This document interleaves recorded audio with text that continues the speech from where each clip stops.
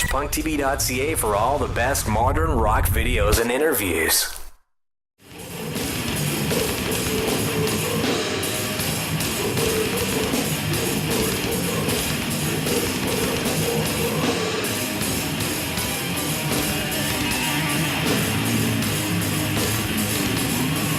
All right, so for Evisceration Plague, then, give us a really quick, brief breakdown of the 8 weeks that you spent in the studio. Like 1 week to mic the drums and get the drum sound ready, 1 week for the bass, 1 week for the rhythm guitars. Yeah, the process in the studio begins with the recording of the drums.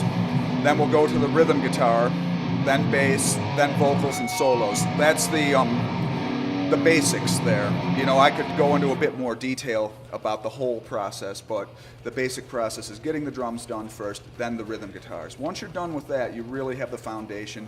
The bass, you know, the bass sounds like the foundation of the band, but the way we record it, it seems to work better recording it after the rhythm guitar as opposed to before. That way we can make the bass sound complement the rhythm guitar instead of having a bass sound there already and having to work the rhythm guitars around it. Like I said, we consider the rhythm guitar to be the most important sounding thing on the record.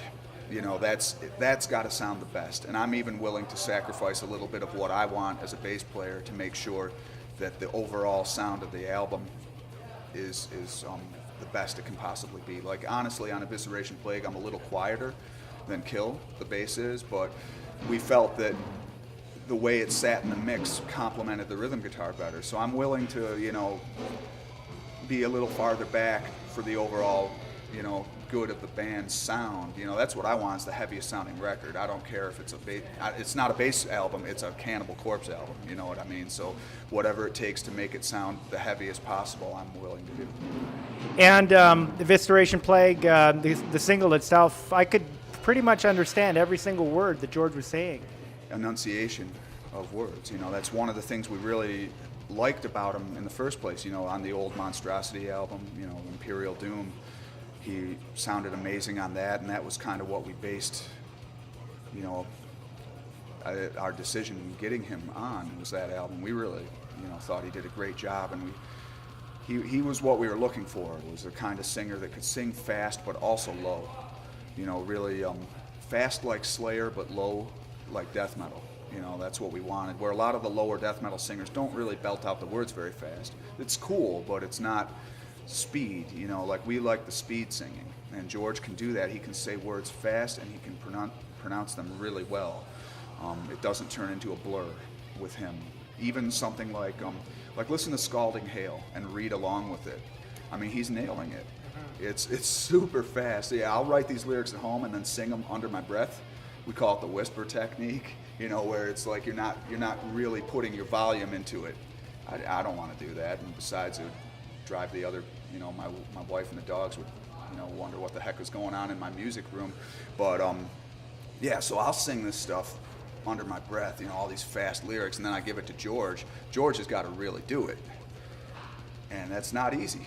You know, but he nails it. He can just belt it out. He's got to be one of the fastest, if not the fastest, death metal singer.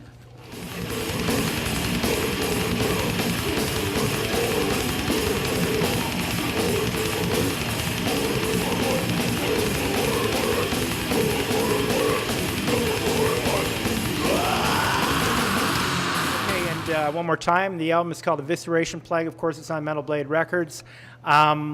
Is the album based on a theme? I know we've got zombies on the cover. Is that Vincent Locke again? It's Vince Locke. Yep, Vince Locke again. Yeah, it's not really a theme album. We don't really. The general theme of our band is like just violent, you know, death, you know, just that sort of thing. You know, the usual Cannibal Corpse stuff. I don't think I need to go over that. Anybody who's watching this knows what our band's about, and that's our general theme. You know, just any kind of dark, violent subject, we're going to cover it.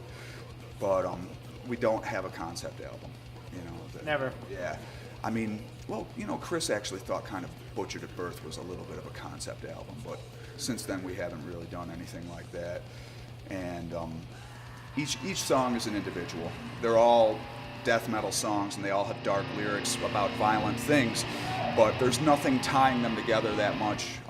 If anything, on Evisceration Plague, we've got a couple songs that are maybe a little more like grand, like epic scale violence, like Scalding Hail, Carnivorous Swarm, and Evisceration Plague are all about worldwide death as opposed to something more personal like a serial killer or two people fighting each other and killing each other.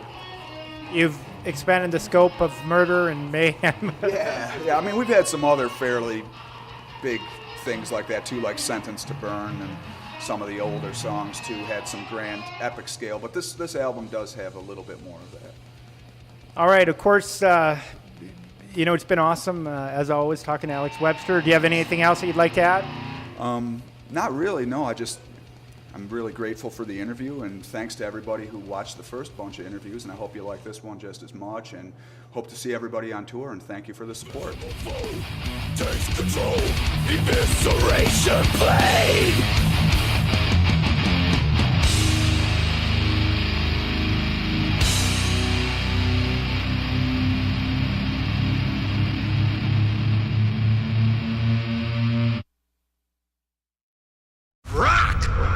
Watch PunkTV.ca for all the best modern rock videos and interviews.